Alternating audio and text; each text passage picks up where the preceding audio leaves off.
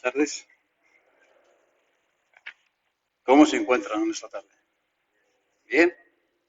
Bueno, pues qué bueno, ¿no? Que nos encontramos bien y bueno, pues un día más, ¿no? Agradecidos al Señor, ¿no? A Él es nuestra gratitud, ¿sí? Primeramente por la vida, ¿no? Y por los cuidados que tiene con nosotros también, ¿no? Muy bien, pues aprovechando de que se encuentran bien, que están animados, pues vamos a seguir así, ¿no? Con esa disposición, esa actitud, ¿sí? Y ahora vamos a prestar también atención, ¿no? Pues, a lo que el Señor quiere hablarnos a cada uno de nosotros, ¿sí? Y yo estoy seguro que el Señor tiene pues una palabra, ¿sí? Una palabra pues para cada uno, ¿sí? Para nuestra necesidad, ¿no? Y bueno, pues hay que disponerse a recibir esa palabra y aplicarla, ¿no? Obedecerla, ¿sí? Para que sea eficaz, en nuestras vidas también. Bien, ¿dónde nos vamos? ¿De qué vamos a compartir hoy? Bueno, pues seguimos en Lucas, ¿sí? Seguimos en Lucas, capítulo. ¿Alguien me lo puede recordar, por favor? Capítulo 5, ¿sí? Y nos quedamos en el verso 7. Nos quedamos en el verso 7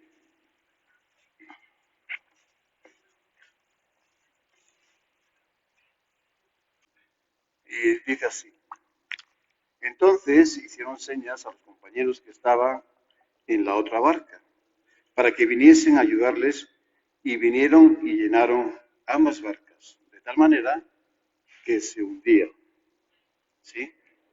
Bueno, ahí nos quedamos y ahí vamos a seguirle porque vimos ahí, bueno, ahí vimos cómo se comunicaron, ¿no? Cómo hicieron señas, ¿no? Y cómo, bueno, pues esta seña nos habla de una forma de comunicarse, ¿no? Con los demás, ¿no? Y ahí estuvimos viéndolo la pasada semana, ¿no? A sus compañeros, ¿no? ¿Dónde estaban estos compañeros? Pues en la otra barca, ¿no? En la otra barca. Y eso es lo que nos va a ocupar en esta tarde, ¿no? La otra barca, ¿no? Eh, Estar en la otra barca no significa estar fuera del propósito del Señor. Al contrario, hay muchos pues, hermanos en Cristo, ¿no? Que están en otra barca. Y el Señor les bendice grandemente. Como lo vemos ahí, ¿no? En este verso, ¿no? Llenaron ambas barcas, ¿sí? La bendición de Dios en nuestras vidas no solo es para nosotros o nuestra familia. Lo que el Señor quiere es bendecir a otros por medio de la bendición que está en nosotros, ¿sí? Entonces no es tanto para que, pues buscar esa bendición, ¿no? Para en lo personal o en lo familiar y retener esa bendición, ¿no? Que Dios tiene hacia nuestras vidas, ¿no? Nuestras familias, ¿no? Sino que siempre va a ser una bendición que es para bendecir a otros, ¿sí? Y otros a otros, y otros a otros. Así es, ese es el plan, esa es la voluntad de Dios, ¿sí? Que seamos de bendición para muchas personas, ¿no? Y esas muchas personas sean para otras tantas, eh, para muchos más, ¿no? ¿Sí? Y así consecutivamente, ¿no? Entonces, estaban en la otra barca, ¿sí? Vamos a ver este tema, ¿no? De estar en otro lugar, en otra barca, ¿no? ¿Sí? Y vamos a ver un ejemplo, que espero que aprendamos bastantes cosas de él. En Primera de Reyes, capítulo 19, del verso 1 al 18, esta porción de la Escritura, este hecho, pues es conocido, ¿sí? Y es una porción muy rica, ¿no? De la palabra de Dios en nuestras vidas y se aprende bastantes cosas. Primera de Reyes 19, del verso 1 al 18. Ahorita vamos a ver desde el 1 al 3 y después vamos a seguir poco a poco. Dice así la Escritura, dice, Acab dio a Jezabel la nueva de todo lo que Elías había hecho y de cómo había matado a espada a todos los profetas. Entonces envió Jezabel a Elías un mensajero diciendo: así me hagan los dioses, y aún mañana, si mañana a estas horas yo no he puesto tu persona como la de uno de ellos. Viendo pues el peligro, se levantó y se fue para salvar su vida. Y vino a Berseba, que está en Judá, y dejó allí a su criado. Bien, entonces, eh, bueno, todo eso tiene que ver con el profeta Elías, ¿no? Y el profeta Elías, un hombre muy especial, ¿no? El nombre de Elías significa mi Dios es el Señor, ¿sí? Mi Dios es el Señor, ese es el significado de Elías.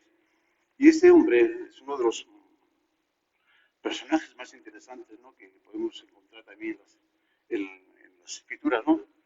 Bueno, pues en el Antiguo Testamento, ¿no? Y uno de los más vistos, ¿no? También, ¿no? Eh, Dios lo utilizó durante un momento importante de la historia de Israel para oponerse, ¿no? Para oponerse a un rey que era, pues, malo, ¿no? O sea, era uno de los muchos reyes, ¿no?, que estuvieron cuando se separó Israel, o sea, de Judá, el reino del norte. Pues todos los reyes del reino del norte no hubo ni uno bueno. Todos fueron reyes eh, malos, ¿no?, en su manera de actuar, ¿no?, de gobernar. Pero especialmente acá, fue uno de los peores reyes, ¿sí? Bueno, también tuvo que ver mucho, pues, su esposa, ¿no? La reina, ¿no?, que era una mujer extranjera, y bueno, pues tenía mucha influencia sobre su vida, ¿no? Pero Elías Dios lo utilizó durante un momento importante, ¿no?, de la historia de Israel, ¿no?, para hacer frente, ¿no?, a lo que estaba aconteciendo, ¿no?, pues, de la idolatría que estaba viviendo el pueblo de Israel, ¿no? El ministerio de Elías marcó un comienzo del fin, ¿no?, de la adoración a Baal, ¿no? ¿Sí? Y, y la vida de Elías fue llena de confusión, ¿no? A veces fue muy valiente y decidido, y otras veces fue, pues, también temeroso, ¿no?, y dudoso también, ¿no? Pero dice aquí en el verso 1, ¿no?, que el rey acá eh, dio a Jezabel las noticias, ¿no? ¿Qué noticias? Pues eran las noticias que habían acontecido un poquito antes, ¿no?, en el Monte Carmelo, ¿no? Yo creo que también todos ya pues sabemos lo que sucedió ahí, ¿no? De todas formas lo vamos a ir viendo, ¿no?, un poquito. Pero fue una manifestación del poder de Dios, ¿no?, del juicio de Dios, ¿no?, y cómo Dios se manifestó con poder, con fuego, ¿no?, y delante de todo el pueblo, ¿no?, y del propio rey. Pero después de que sucedió eso, este es el momento que el rey le está dando las noticias de lo que había sucedido, ¿no?, como Elías había salido victorioso de todo ese desafío que habían hecho ahí, ¿no?, en el Monte Carmelo. Y bueno, pues después dio muerte a todos los profetas de Baal, ¿no? Sí, porque así estaba ordenado, ¿no? Y bueno, pues le llevó las noticias a la reina. El rey acá, después de ver cómo el Señor se manifestó en el Monte Carmelo, se fue a refugiar en su mujer, ¿no?, Jezabel, una extranjera que odiaba todo lo relacionado con el Dios de Israel, ¿no?, e incitaba a su esposo para hacer lo malo, y estableció en Israel la idolatría. Seguramente esta mujer fue una de las más malvadas, ¿no?, que encontramos en las escrituras, ¿no? Comienza aquí en Reyes, manifestando un poco todo lo que estaba en contra, ¿no?, del Dios de Israel. Pero si nos vamos hasta Apocalipsis, ahí todavía lo encontramos. Y la encontramos como uno de los peores ejemplos, ¿sí?, que podamos ver. ¿Sí? Bien. Entonces Acab fue y se refugió en su esposa, ¿no? Y le contó lo que sucedió, lo que Elías había hecho con los profetas de Baal, ¿no? Los mató a todos. Pero nunca le dijo lo que Dios había hecho. Nunca le dijo eso. ¿Sí? Lo que Dios había hecho en medio del pueblo, pues el Señor se había manifestado con poder y con fuego, ¿no? Confirmando así la palabra que dicha por el profeta Elías, que el Dios de Israel es el único Dios vivo, en quien el pueblo debería de servirlo, ¿no? Jezabel, siguiendo sus instintos asesinos, mandó un mensaje de condena a muerte, ¿no?, al profeta Elías. Lo que ignoraba Jezabel es que los que son del Señor están bajo sus cuidados, ¿sí? Y como lo dice el apóstol Pablo, ¿no? Ahí en Romanos capítulo 8, ¿no? No hace falta que lo busque, yo solo voy a leer. Ninguna condenación hay para los que están en Cristo Jesús. Y continúa. Si Dios está con nosotros, ¿quién contra nosotros? Para terminar, ahí en el capítulo 8, para terminar con estas palabras, ni la muerte, ni la vida, ni ángeles, ni principados, ni potestades, ni lo presente, ni lo porvenir, ni lo alto, ni lo profundo, ni ninguna otra cosa creada nos podrá separar del amor de Dios que es en Cristo Jesús, Señor nuestro. Esa es la seguridad, ¿no?, que tenemos los hijos de Dios, los cristianos, ¿no? Y en este caso también Elías tenía que tener esta seguridad también, ¿no? Y bueno, Jezabel ignoraba esto, pero Elías no tenía que ignorar esto, ¿sí? Él tenía que tener esta confianza, ¿no?, en Dios, ¿sí?, de que Dios estaba con él. Y si Dios está con nosotros, dice, ¿quién contra nosotros? ¿O quién nos va a separar? ¿O qué condenación hay? ¿Sí? Hacia nosotros, ¿sí? ¿Qué tenemos que temer? Y comienza a dar un listado, ¿no? Pero no vamos a quedar ni lo presente, ¿no? Y ese es el presente, es lo que estaba viviendo, ¿no?, el profeta Elías, estaba viviendo ese presente. No era muy presente, muy esperanzador, ¿no? Pues había una condena de la reina, ¿no?, hacia su vida, ¿sí? Desde luego estaba ahí, estaba condenado a muerte. Entonces el profeta vio su presente, en su presente vio el peligro, ¿no? ¿Y qué sucedió? Y le faltó confianza. A pesar de lo que él vivió días antes, cuando tomando aquella actitud muy valiente y desafiando a todos los profetas de Baal, y los hizo quedar en ridículo, ¿no?, delante del rey y de su pueblo. Pero él esperaba que esto sería suficiente para que Israel tomara la decisión en su corazón de servir a Dios. Pero no fue así. El, el impacto, lo que sucedió en ese lugar, en el Monte Carmelo, duró poco en los israelitas, ¿sí?, y en el propio rey, ¿no?, como estamos viendo, ¿no?, que él acudió ahí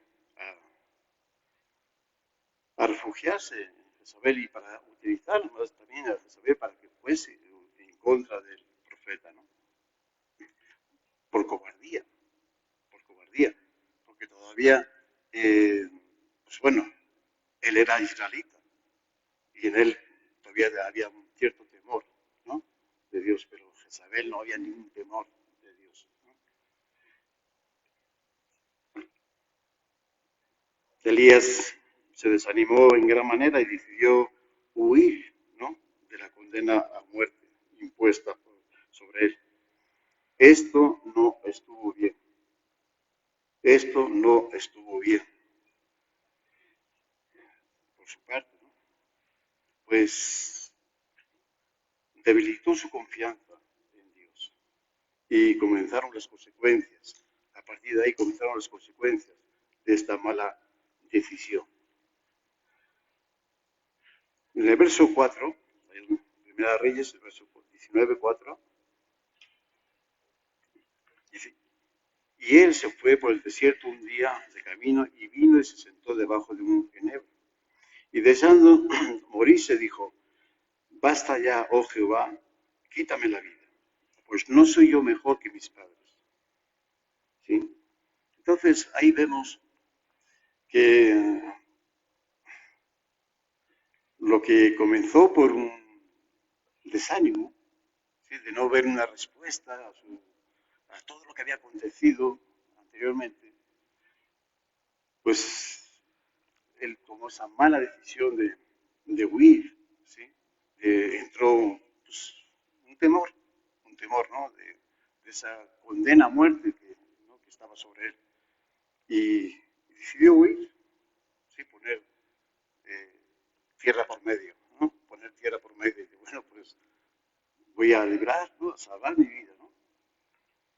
No estuvo bien.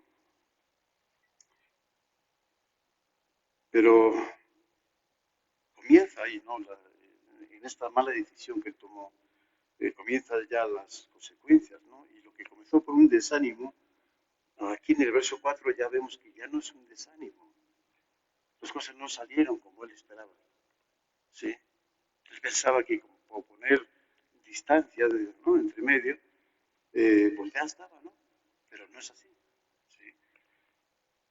Y aquí le vemos que él mismo ahora está en una profunda depresión, ¿sí? Ya no es un desánimo, es una profunda depresión. Por no ver resultados en su ministerio. Al principio huyó para salvar su vida de una reina malvada. Ahora está pidiendo al Señor que mejor le quite la vida. ¿Se dan cuenta? Sí. Esta petición de Elías la podemos ver como un hombre que, a pesar de ser uno de los más grandes que el Señor haya escogido para ser un instrumento en sus manos y de tener muchas experiencias en Dios, aquí, en este momento, florece su debilidad como hombre, ¿sí? Deja ver su debilidad como hombre. Pero también nos deja ver el temor de Dios. Un temor de Dios que estaba en su vida, ¿sí? Él viene a decirnos, si tengo que morir, que sea en tus manos. Y no en las de la mujer malvada que incita al pueblo a estar en contra del Dios vivo, ¿sí?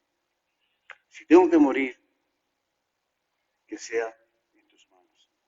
Mejor quítame la vida. Que seas tú, Señor. Que no sea esta mujer, ¿sí? Que no sea por la condena de esta mujer. Ese es el temor de Dios que está permanentemente también en los hombres de Dios. Esto es lo que sobresale en los hombres de Dios. El temor. No fue un temor de miedo, ¿sí?, sino de confianza. No era tener un temor, ¿no?, a Dios de tenerle miedo. Todo lo contrario. Era de un temor de confianza. Señor, mejor que seas tú, ¿sí? Si tengo que partir, si tengo que entregar mi vida ya, pues que sea en tus manos. Una confianza en el Dios justo y misericordioso. Hay un ejemplo, así rápidamente, de otro gran hombre de Dios, el rey David, ¿sí? Cuando él estaba en su pleno apogeo, o sea, cuando estaba allá, tenía un pueblo grande, tenía un ejército numeroso. Entonces él se le ocurrió la idea de hacer un censo, ¿sí? Y mandó a sus generales, a sus generales de confianza, que hicieran un censo, ¿no? Sobre su ejército, cuántos hombres valientes tenemos, ¿no? De qué, cómo está nuestro ejército, ¿no? Y el mismo general le dijo, pues, ¿para qué quieres saberlo, no? Pues nunca te has preocupado por estas cosas, ¿para qué quieres ahora saber cuántos valientes están contigo, ¿no?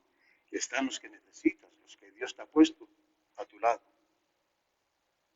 Entonces, ¿para qué? Pero él insistió y al final, pues bueno, era el rey, ¿no?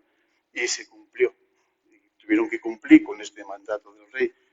Fue un error, no estuvo bien, igual, ¿sí? Una decisión errónea y trajo sus consecuencias también. A Dios no le agradó eso y trajo un juicio sobre David, sobre la casa de David, sobre Israel. Y Dios, pues, a través del profeta, le envió un mensaje y le dijo, esto es lo que hay, este es el juicio de Dios sobre lo que tú has hecho. ¿Qué es lo que quieres? Escoge ahora lo que tú quieres. 3 años de hambre y pestilencia, 3 meses que seas derrotado por tus enemigos, ¿sí? O 3 días en, en las manos del Señor, ¿no? El juicio de Dios sobre ti, sobre el pueblo. Y él no lo dudó, rápidamente él escogió pues, que sea, que sea Dios el que trate mi vida, que sea Dios, que sea el Señor quien trate mi vida.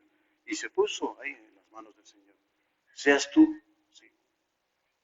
Ese es el temor de Dios, sí. Esa es porque dice, grandes son, ahí lo dice, se lo va a leer. Dice, ruego que yo caiga en la mano de Jehová, porque sus misericordias son muchas en extremo, pero que no caiga en manos de hombre.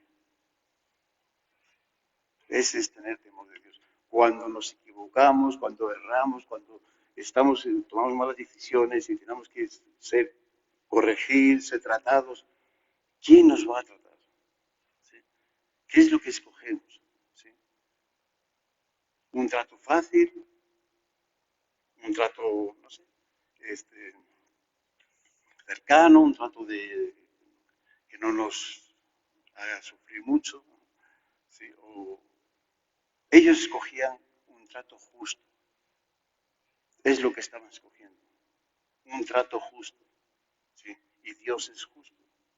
¿Sí? Y eso es lo que estaban. Porque en ese trato justo yo sé que Dios va pues, a tratar mi corazón. ¿Sí? Y vamos a salir victoriosos. Claro, el trato estaba ahí y hubo sus consecuencias. Bien, regresamos ahí a Primera Reyes, 19:5 al 7.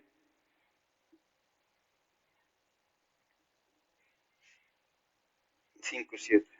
Y echándose debajo del enebro, se quedó dormido y aquí luego un ángel le tocó y le dijo, levántate. Ahí estaba Elías, ¿no? Dice, un ángel le tocó y le dijo, levántate, come. Entonces él miró y aquí su cabecera una torta cocida sobre las ascuas y una vasija de agua. Y comió y bebió y volvió a dormirse. Y volviendo el ángel de Jehová por la segunda vez le tocó diciendo, levántate y come, porque largo camino te resta. Largo camino te resta. La providencia de Dios es para fortalecernos. ¿Sí? Aquí estamos viendo una manifestación de la providencia de Dios. Cuando este hombre estaba ahí desanimado, deprimido, ya hasta el punto de decir, mejor quítame la vida. ¿Sí? Que seas tú. Es cuando Dios mismo envía un ángel para alentarlo, animarlo, fortalecerlo, ¿sí? Y esa es la providencia de Dios, ¿sí? Y es para fortalecernos en su propósito eterno. Largo camino te resta. Dice, no, aún falta mucho. Aún tienes que recorrer un largo camino y debes de fortalecerte. Levántate y come, porque el largo camino te resta. Siempre que estemos en su propósito, seremos fortalecidos para llegar al final y terminar con gozo. ¿Sí? Siempre que estemos, pase lo que pase, pero dentro del propósito de Dios, de la voluntad de Dios. ¿Sí? Y en esos momentos de que ya uno ya no puede más, ya, sí, que ya hasta aquí, ya no puedo más. ¿Sí? Pero si, estando en ese propósito, la providencia de Dios se va a manifestar en nuestras vidas. Y Dios enviará, ¿sí? La ayuda idónea. ¿Sí? ¿Quién nos va a ayudar? ¿Quién nos va a animar? ¿Quién nos va a alentar? Para seguir ese largo camino que nos resta y terminar, ¿sí? Y terminar con gozo. Hay un ejemplo ahí, pero vamos a verlo rápido, en Daniel 10, versos 8 y 12, del 8 al 12, por favor.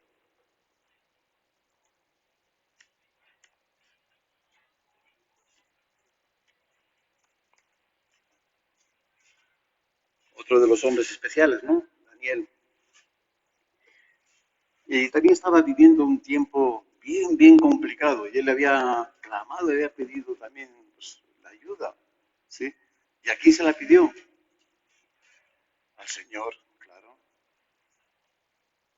Dice el salmista, dice, ¿de dónde vendrá mi socorro? ¿De dónde? De lo alto, ¿verdad? De lo alto viene el socorro. De Dios mismo. Dice aquí, Daniel 10, verso 8, quedé pues yo solo y vi esta gran visión y no quedó fuerza en mí. Antes mi fuerza se cambió en desfallecimiento y no tuve vigor alguno, pero oí el sonido de sus palabras. Wow. Y al oír el sonido de sus palabras caí sobre mi rostro en un profundo sueño, con mi rostro en tierra. Y aquí una mano me tocó e hizo que me pusiese sobre mis rodillas, sobre las palmas de mi mano y me dijo, Daniel, varón muy amado, está atento a las palabras que te hablaré y ponte en pie, porque a ti he sido enviado ahora. Mientras hablaba esto conmigo me puse en pie temblando. Entonces me dijo, Daniel, no temas, porque desde el primer día que dispusiste tu corazón a entender y humillarte en la presencia de tu Dios, fueron oídas tus palabras. Y a causa de tus palabras yo he venido. ¿Sí? Bueno, aquí vemos otra situación muy similar, ¿no? También muy parecida, ¿no? El ángel como va en socorro también de Daniel y bueno, pues cuando él estaba, dice que desfallecido, que ya no había vigor alguno, ¿sí? Dice, pero él escuchó, dice que, pero oí el sonido de sus palabras y al oír el sonido de sus palabras caí sobre mi rostro.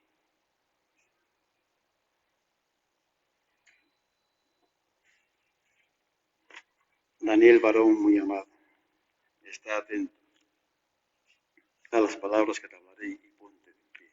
¿Sí? Qué importante es estar atentos, ¿sí? A la palabra de Dios, escuchar la palabra de Dios. Y es importante aquí en este momento, pero es importante también después de este momento también, ¿sí? Allá en sus casas, en sus trabajos, en su vida cotidiana, normal, en la convivencia con los demás, estar atentos a la palabra de Dios. Dios habla, ¿sí? Dios nos habla de muchas veces y de muchas maneras, dicen hebreos, ¿sí? El problema es que nosotros no estamos atentos. ¿sí? No estamos atentos y no podemos escuchar la voz de Dios, ¿sí? Porque estamos distraídos con otras cosas. Y nada más que tenemos nuestra vista pues, en lo nuestro, en las cosas que vemos. Pero hay que poner nuestra mirada en Cristo, en Dios, ¿sí? Y escuchar su palabra. No temas. Desde el primer día, desde el primer día que dispusiste tu corazón a entender y humillarte, ¿sí? En la presencia de tu Dios fueron oídas tus palabras. Y a causa de tus palabras, dice el ángel, estoy aquí para ayudarte, ¿sí? A causa de esa oración que tú hiciste, ¿sí? Una oración de fe, sí, que subió hasta lo más alto, a la presencia de Dios. Por eso, dice, por eso estoy aquí. Pero hay que disponer nuestros corazones, hay que estar entendidos y humillarse, ¿sí? En la presencia de Dios. El apóstol Pablo tenía esta confianza en su vida, ¿no? Y en su ministerio también. Dice en Hechos, yo se lo puedo leer, en Hechos 20-24, dice, pero de ninguna cosa hago caso, ni estimo preciosa mi vida para mí mismo, con tal que acabe mi carrera con gozo. Y el ministerio que recibí del Señor Jesús, para dar testimonio del Evangelio de la gracia de Dios. ¿Sí? Entonces, el apóstol Pablo está diciendo, dice, me están diciendo que estoy en peligro, que si yo voy y regreso, hay un peligro inminente sobre mi vida. Pero ni una cosa hago caso, ¿sí? Ni estimo preciosa mi vida para mí, sino para el Señor. Con tal que acabe mi carrera con gozo. Porque se trata de eso, Largo camino te resta. Elías, come, bebe, fortalécete, porque te queda un largo camino por recorrer todavía. Sí.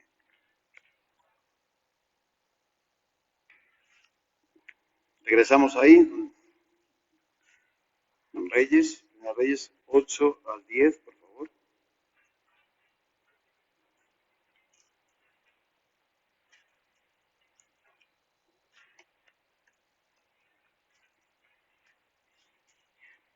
Se levantó pues y comió y bebió y fortalecido con aquella comida, caminó 40 días y 40 noches hasta Horeb, el monte de Dios.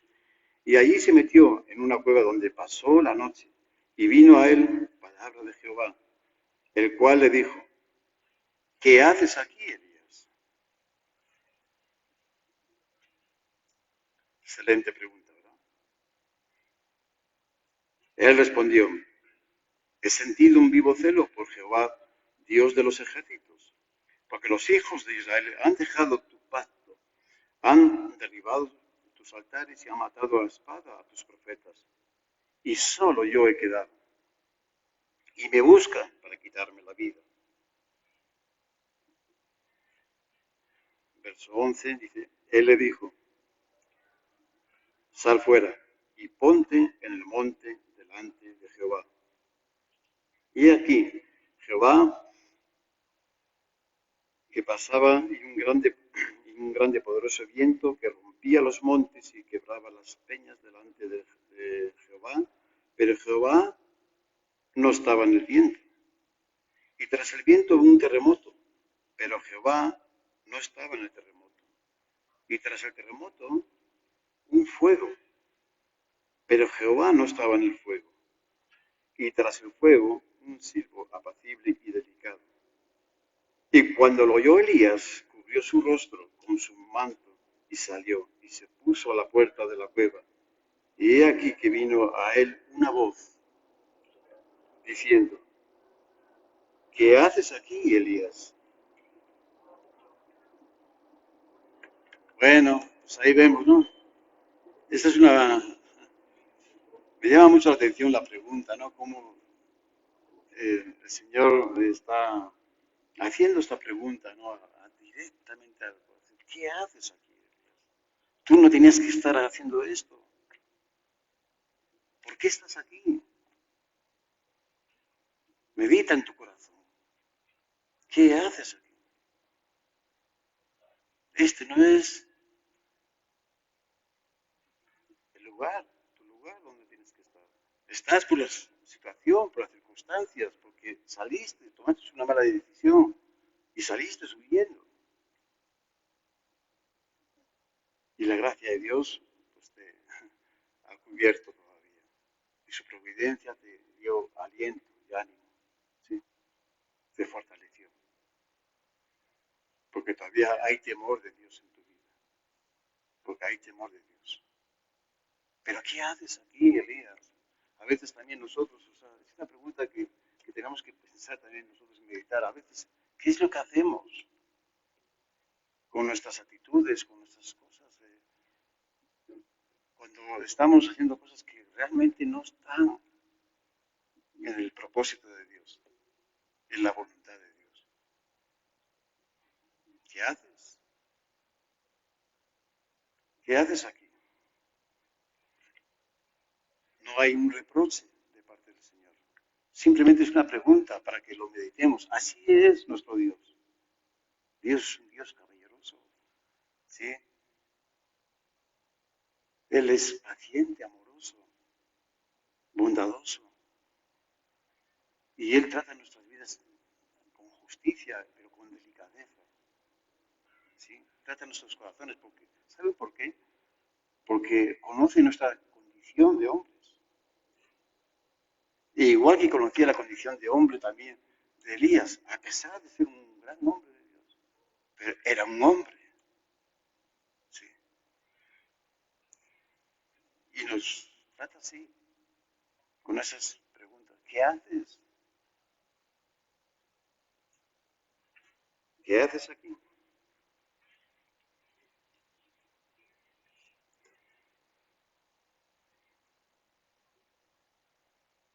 Bueno, sal fuera. ¿Cuántas cuevas no nos hemos metido nosotros, huyendo de nuestra responsabilidad, de nuestro compromiso?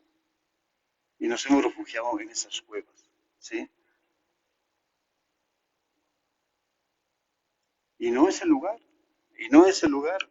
Dios nos dice, ¿qué haces ahí escondido?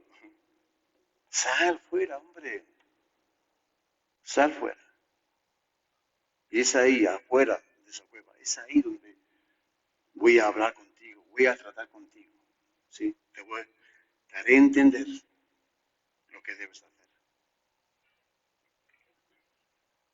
Pero mientras sigamos en la cueva, pues, pues seguiremos en la cueva, ¿sí? Pero no vamos a hacer, no vamos a oír esa voz, ¿sí? Y no vamos a recibir ese trato, ¿sí? Entonces hay que salir de la cueva. ¿Están conmigo?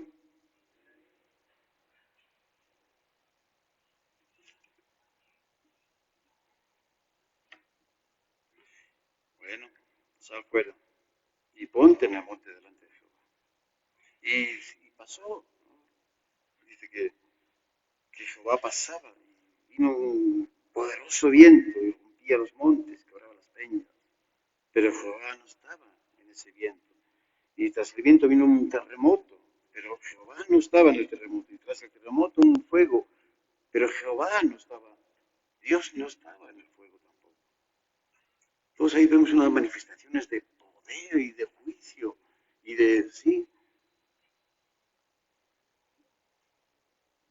pero no estaba Dios, o sea, no estaba Dios ahí. Pero vino un siervo apacible y delicado. Y ese, y cuando lo oyó, Elías cubrió su rostro. y se puso a la puerta de la cueva. Y aquí vino esa voz, una voz, diciendo, ¿qué haces aquí, Elías? Sí, ¿qué haces aquí? Entonces, a veces estamos esperando que Dios nos hable con, con poder, con fuego, ¿sí? Y sí, Dios se manifiesta con poder y con fuego, claro. ¿Sí? Pero también se manifiesta con este silbo apacible, delicado, ¿sí? Que es un silbo, o sea, que llega a nuestros corazones con esa delicadeza, tratándonos como un Dios, como tratándonos, Dios haciéndose, acercándonos a nosotros como un Dios personal, ¿sí? Como un Dios personal, no como la idea o el concepto que tenemos de Dios, oh, tremendo, ¿no? Sino un Dios personal. Y es lo que sintió el profeta Elías. Y Dios estaba en ese silbo apacible, delicado. Sí. Él le respondió, el verso 14, he sentido un vivo celo por Jehová, Dios de los ejércitos. Siempre tenemos alguna justificación, excusa, siempre tenemos ahí de rápido, no, pues la respuesta a la pregunta del Señor, ¿no? Pues es que he sentido, ¿no? Ha sido el celo, ¿no? Por su ministerio, ¿no? Por servir al Señor, ¿no? Porque los hijos de Israel han dejado tu pacto, han derribado tus altares y han matado a la espada a tus profetas. Solo yo he quedado y me buscan para quitarme la vida. Ay, este solo yo he quedado. ¿Sí? Un poco presuntuoso, ¿no? Solo yo he quedado. No hay nadie más. ¿Sí? Aquí estamos. Solo yo he quedado. Cuando estamos en esta situación de colapsar, ¿no? De un colapso espiritualmente, es cuando tenemos toda nuestra atención sobre nosotros mismos, ¿sí? Sobre nosotros mismos. Y parece que somos, o sea, nada más que estamos nosotros, solo yo, sí, solo yo he quedado para hacer estas cosas, solo yo soy el que está pasándolo mal, sufriendo esas cosas, viviendo estas situaciones como que los demás no lo viven, ¿sí? Solamente lo vivimos nosotros, lo sufrimos nosotros. O solo yo he quedado con este celo, con no, para poder seguir adelante y servirte, ¿no? No hay nadie más. Y es muy presuntuoso eso, ¿sí? Como vamos a ver un poquito más adelante.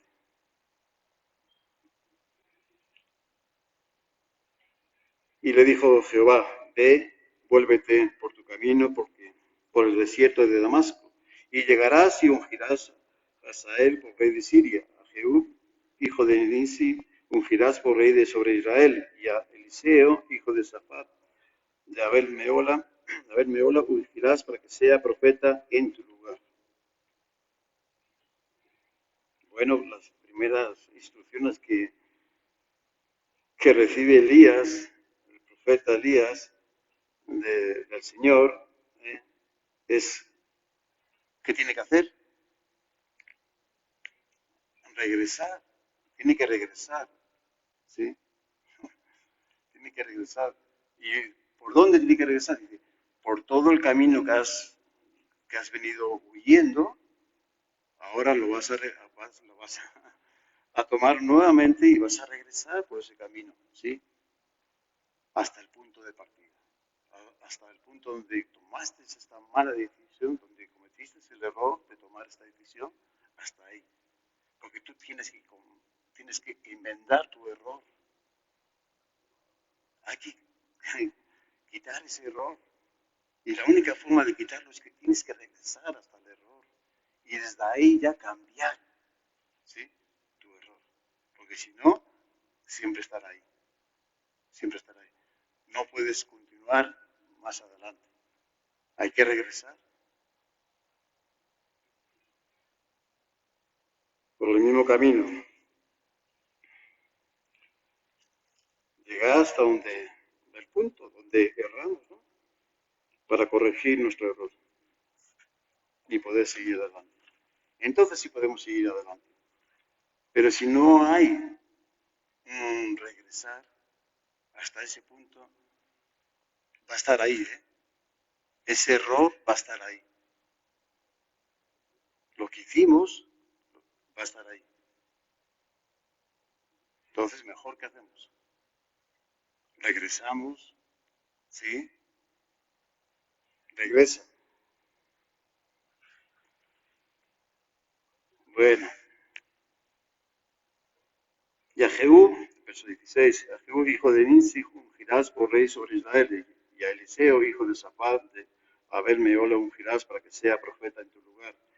El que escapare de la espada de Hazael, Jehú lo matará, y el que escapare de la espada de Jehú, Eliseo lo matará. Verso 18, y yo haré, son instrucciones, son las palabras del Señor, ¿no? Dice, yo haré que queden en Israel 7,000 cuyas rodillas no se doblaron ante Baal y cuyas bocas no lo besaron. Había 7,000 más, ¿eh? En otros lugares, en otras barcas, ¿sí? Había 7,000 más. Cuando Elías se pensaba, solo yo he quedado, no hay nadie más. Dice, no, no hay más, sí, ¿cómo no? Y yo haré 7,000 más, ¿sí? Hombres que no, sus rodillas no se han doblado, ¿sí? Otras barcas, otros hombres de Dios, otros hermanos, ¿sí? Haciendo su trabajo también, su servicio al Señor. Había 7,000. Elías no alcanzaba a ver, pero ahí estaba. Es lo que nos pasa a nosotros también.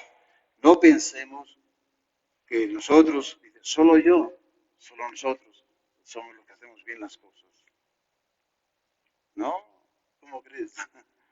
Hay 7,000 más. Y es un número, 7,000, un número perfecto. No es que sean 7,000 contados del 1 a 7,000, es que es miles y miles que están haciendo su obra, ¿sí? Su servicio al Señor, y lo están haciendo bien, lo están haciendo bien, bien, de todo corazón. ¿Sí? Hay otras barcas, ¿sí? Hay otras barcas, hay otros hermanos en Cristo que están ahí. Y quitemos, no seamos tan presuntuosos de pensar que somos los únicos que estamos haciendo bien las cosas. El plan de salvación es muy extenso, pues, abarca toda la humanidad y se necesita de hombres y mujeres que estén dispuestos a ir donde está la necesidad. ¿Tú estás dispuesto? ¿Ustedes están dispuestos?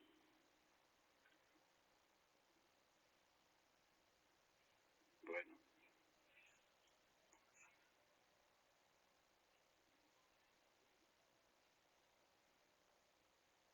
Elías estaba dispuesto, a pesar de, como hemos visto, ¿no?, de su condición de hombre. Y nos lo recuerda Santiago. Ahora sí lo vamos a ver. En Santiago, por favor, 5:17.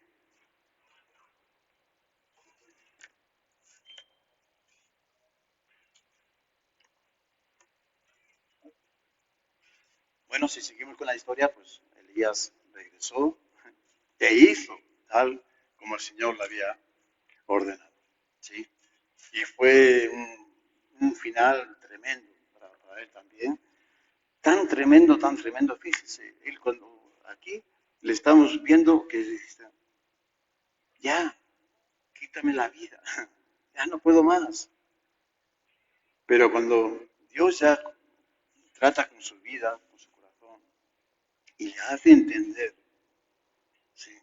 Y Elías obedece ahora, ¿sí? Las instrucciones del Señor y se regresa por el camino que había huido y comienza, ¿sí? A hacer lo que el Señor le había instruido. ¿Cómo terminó este hombre? ¿Cómo terminó? Se fue con el Señor. Dios mismo se lo llevó, ¿sí? Dios mismo lo transportó, lo llevó, ¿sí?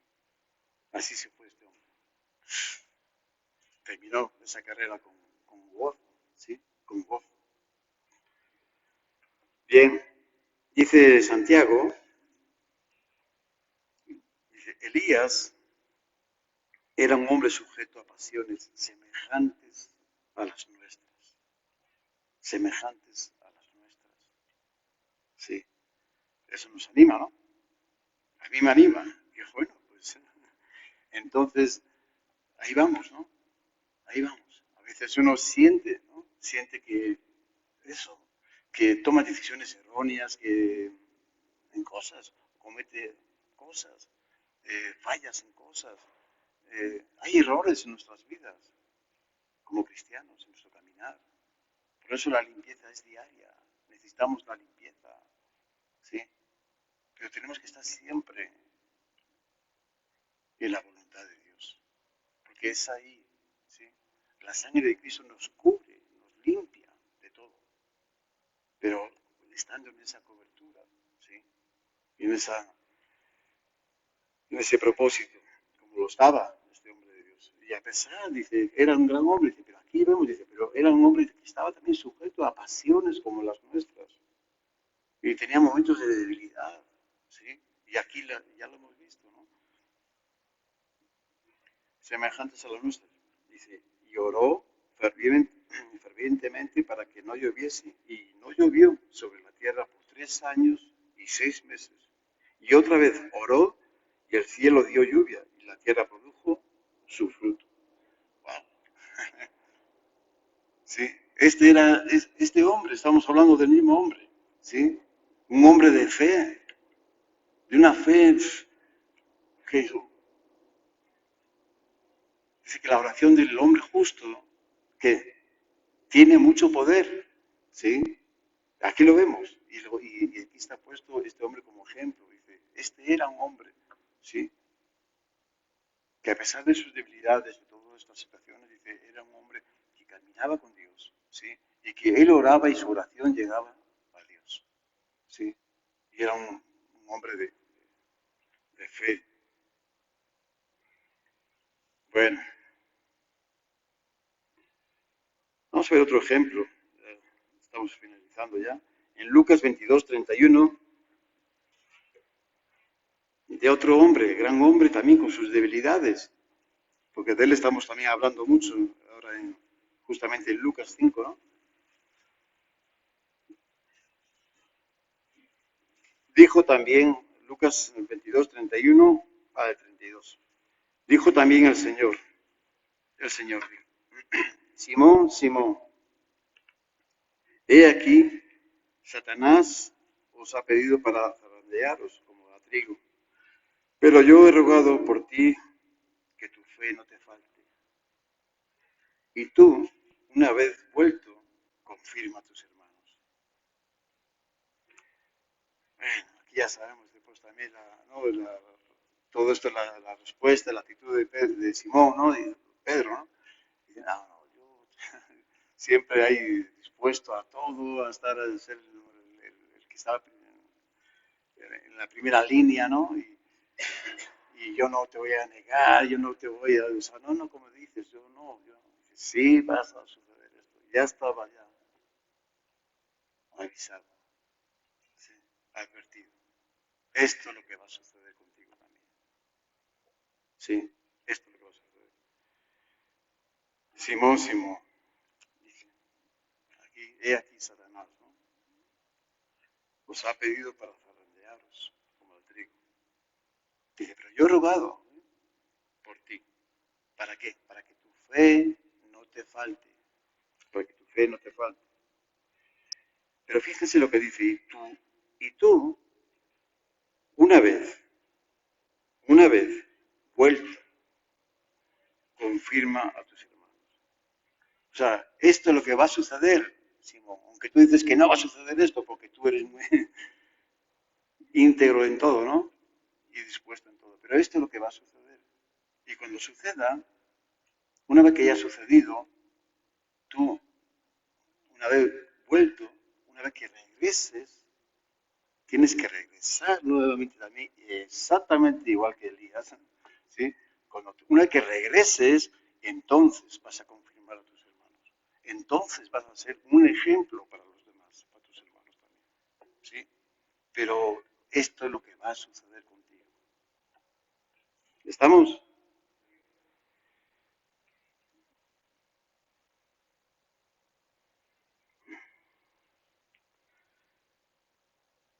Bueno, los que estaban en la otra barca, ¿no? Aquellos que están en otro lugar. En Marcos 9:38 al 40,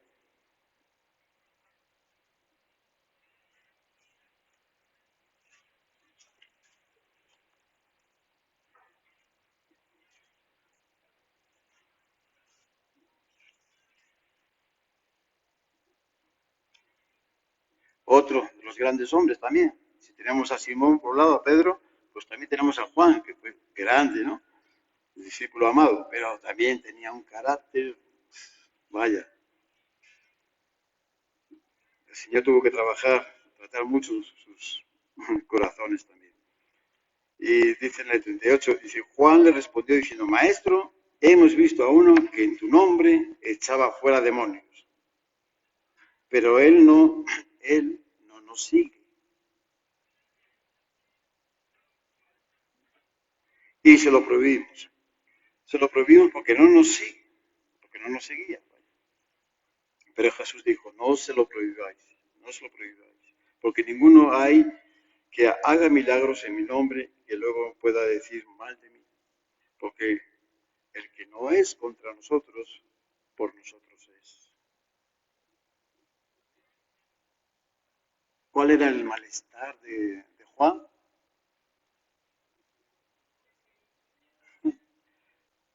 Ya no era tanto de que los milagros que estaba haciendo este hombre, no, ya no era tanto eso, dice, es que no nos está siguiendo, solo yo he quedado presuntuosos. ¿Sí?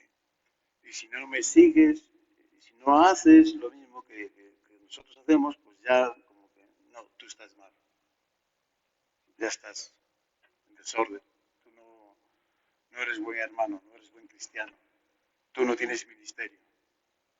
¿Sí? Y no es así, y no es así.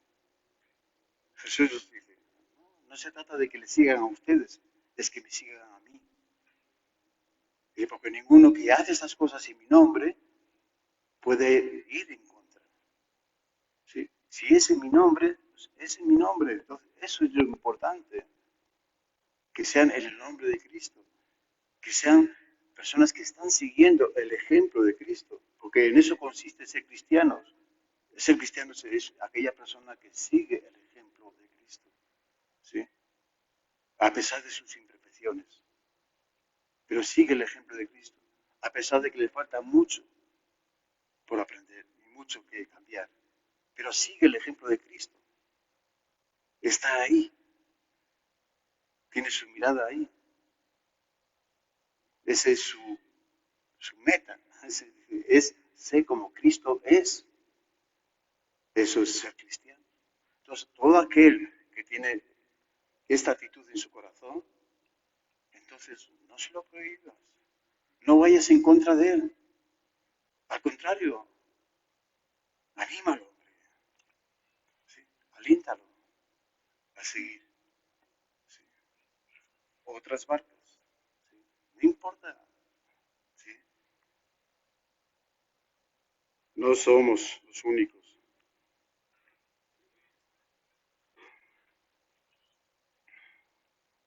Bueno, En Lucas 5:7 dice, y vinieron, llenaron ambas barcas de tal manera que se hundían. ¿Ve? Ahí está la bendición. Ahora, ¿qué vamos a hacer con el... Ya estamos terminando, 5 minutos. ¿Qué vamos a hacer con el milagro que el Señor ha hecho en nuestras vidas? ¿Qué vamos a hacer con el milagro que el Señor ha hecho en nuestras vidas? ¿Qué vamos a hacer? Bien, compartirlo. Ser de bendición para otros y otros para otros. Eso es lo que vamos a hacer. ¿Sí? Es lo que debemos hacer y lo vamos a hacer. El Señor instruyó a sus discípulos sobre este asunto, ¿no? Diciéndoles en Mateo 10, verso 8, sanad enfermos, limpiad leprosos, resucitad muertos, echad fuera demonios. Fíjense, todo lo que podían hacer en su nombre, ¿sí? En su nombre. Dice, esto es lo que ustedes tienen en sus vidas y esto es lo que pueden hacer por otros, ¿sí? Dice, ahora bien, dice, de gracia recibisteis, dad de gracia. Ser generosos, seamos generosos, ¿sí? Como el Señor es generoso también. ¿Sí? Y tenemos el mayor ejemplo, ¿no? Que el Señor mismo, ¿no? Ahí en Gálatas capítulo 1, verso 3, dice, gracia y paz sean a vosotros de Dios el Padre de nuestro Señor Jesucristo, el cual se dio a sí mismo, ¿sí? Por nuestros pecados para librarnos del presente siglo malo, conforme a la voluntad de nuestro Dios y Padre. El apóstol Pablo está diciendo, dice, tenemos que tener esta actitud de agradecimiento, tenemos que tener este corazón generoso, seguir ese ejemplo de Cristo. La mayor prueba de amor, de generosidad, de bondad, ¿sí? Que nos podía dar. Él mismo se dio a sí mismo por nosotros, el justo por los injustos. Se dio, ¿sí?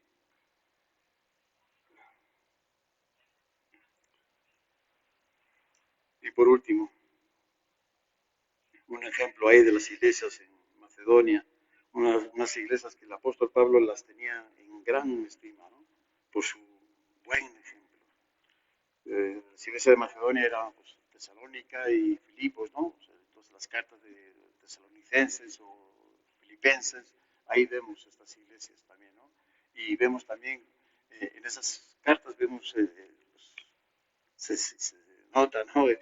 La estima que tenía el apóstol Pablo hacia estas iglesias, a estos hermanos, ¿no? Por su buen ejemplo. Y lo hace, y él mismo da testimonio de este buen ejemplo que tenían los hermanos en estas iglesias.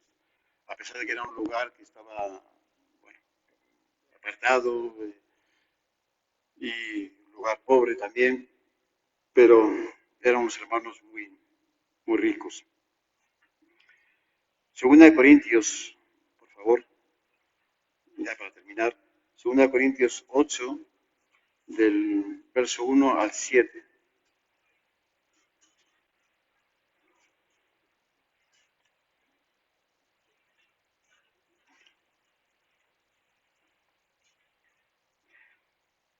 Asimismo, hermanos, os hacemos saber la gracia de Dios que se ha dado a las iglesias de Macedonia. Ahora, quiero hacer un alto ahí la carta es a los Corintios, ¿sí? Pero está haciendo él, está poniendo como ejemplo precisamente a esas iglesias, a los Corintios. ¿Para qué? Pues para animarles, a estimularles a que tomen también ellos como ejemplo a estas iglesias, a estos hermanos, ¿sí?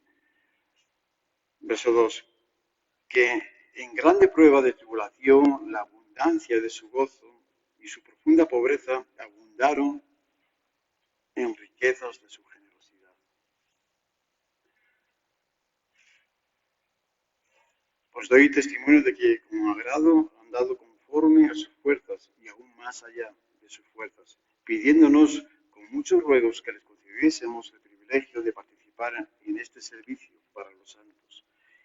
Y no como lo esperábamos, sino que así mismo se dieron primeramente al Señor y luego a nosotros por la voluntad de Dios. De manera que exhortamos a Tito para que tal como comenzó antes, así mismo acabe también entre vosotros, esta obra de gracia. Por tanto, como en todo, abundáis en fe, en palabra, en ciencia y en toda solicitud y en vuestro amor para con nosotros, abundad también en esta gracia. Sí. Bueno, dice que estos hermanos de ahí, de las iglesias de Macedonia, que estaban, a pesar de estar en una grande, ¿no?, prueba de tribulación, en medio de esa prueba de tribulación, tenían ese gozo, abundaban en gozo, ¿sí? O sea, no estaban abrumados por la tribulación, no estaban, dice, sí, lo estaban pasando mal, sí, tenían mucha necesidad, sí, o sea, había muchos peligros. Pues ellos fueron de las primeras iglesias que el apóstol Pablo pasó, ¿no?, a Europa, ¿no?, y llevó el evangelio. Entonces había mucha oposición, mucha oposición. Pero ellos estaban ahí firmes en su fe, en su confianza en Dios. Y sobre todo tenían ese gozo, el gozo de la salvación, ¿sí? Lo tenían, ¿sí? Entonces, por eso lo menciona, ¿no? Y tenían y en medio de esa pobreza, que es una pobreza extrema, ¿no?, tenían una riqueza grande, ¿no?, una riqueza de la generosidad, ¿sí? Y eran bien pobres, pero en extremo, pero ellos estaban dispuestos, ¿sí? Ellos tenían una riqueza tremenda, o sea, en su corazón, ¿no? Querían dar, querían ayudar. Y el apóstol Pablo da testimonio que dice que llegaron a dar más allá de lo que podían, sin que nadie se lo pidiese, sino por su propia decisión, porque estaba en su corazón dar, aún de la pobreza que tenían, ¿sí? Pero lo poquito que tenía, dice, esto lo queremos dar para los hermanos que están en Judea, ¿sí? Es más, le rogaron a Pablo, ¿no?, que les concediese ese privilegio, porque como que no parecía que como que había una cierta, dice, pero ¿cómo vamos a aceptar la ofrenda de ustedes si ustedes no tienen nada? Dice, no, no importa, pero de este nada que tenemos queremos compartirlo, sí, queremos ser generosos con nuestros hermanos que están en Judea. Y le rogaban, dice, que le diera ese privilegio, ¿sí?, de ser generosos, de ayudar a los hermanos de Judea. Y no solo esto, sino que ellos mismos se ofrecieron a sí mismos, ¿sí? Dice que, pues doy testimonio de que con agrado han dado conforme a sus fuerzas y aún más allá de sus fuerzas, pidiéndonos con muchos ruegos que le concediésemos el privilegio de participar en este servicio para los santos. Y no como lo esperábamos, sino que a sí mismos. O sea, para el final estos hermanos dejaron como broche de oro de su generosidad, de tener un corazón generoso, ¿sí?, de seguir el ejemplo de Cristo, dejaron como broche final a ellos mismos, ¿sí? Ya no solamente de las cosas materiales que no tenemos mucho, pero que queremos compartirlo, sino que nosotros mismos nos ofrecemos a servir, ¿sí? Dice, sino que así nos cedieron primeramente al Señor y luego a nosotros por la voluntad de Dios. Bueno, se dieron a sí mismos.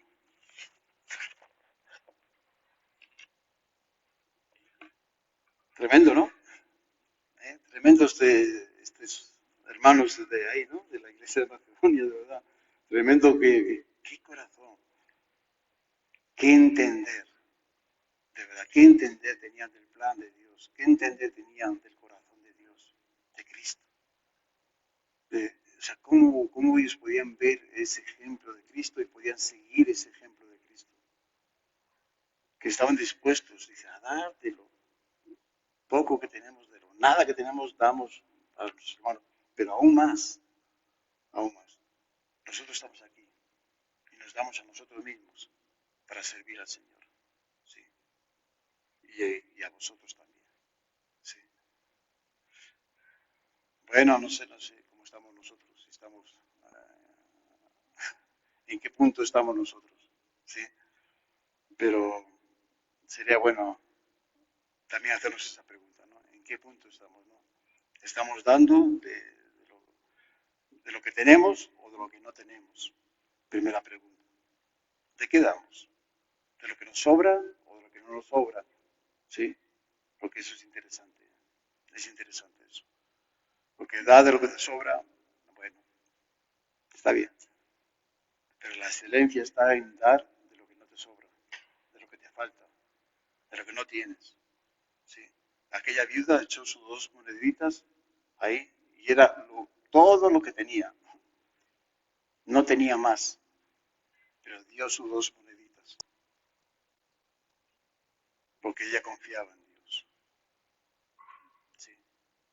Y Dios es nuestro proveedor. Y no quedarnos ahí nada más, sino que ir a ese broche de oro, ¿no? De darnos a nosotros mismos. Da tu tiempo, da tu tiempo. Es lo más valioso que tenemos, ¿eh? Nuestro tiempo, porque es nuestro. Y es lo que nos cuesta dar, porque es nuestro tiempo. Y lo valoramos. Y dicen, pero es que yo no tengo tiempo para esto, yo no tengo tiempo para lo otro. Dice, da tu tiempo. Es que es hora de descansar. Ya. Ya. Según mi reloj, ya, se acabó. Pero cuando hay una necesidad ahí, cuando tienes una chica o un chico que están ahí, que los ves con esa necesidad, o ves a una persona en la calle que necesita de tu tiempo, vamos a dar ese tiempo también. Amén.